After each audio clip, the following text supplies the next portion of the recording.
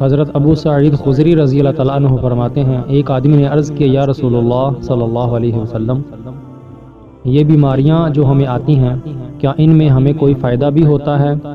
حضور صلی اللہ علیہ وسلم نے فرمایا یہ تمہارے گناہوں کا کفارہ ہے۔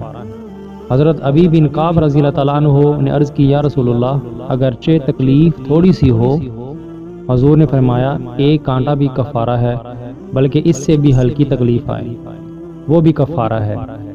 اس وقت حضرت ابی بن کعب رضی اللہ تعالیٰ عنہ نے دعا مانگی کہ مرتے دم تک اس کی تکلیف ختم نہ ہو، لیکن ان کی وجہ سے میں حج، عمرہ، نماز با جماعت اور جہاد فی سبیل اللہ سے محروم نہ ہوں۔ راوی کہتے ہیں اس کے بعد جب بھی کسی نے آپ کے جسم کو ہاتھ لگایا آپ کو بخار ہوتا تھا، وفات تک آپ کا یہی عالم رہا۔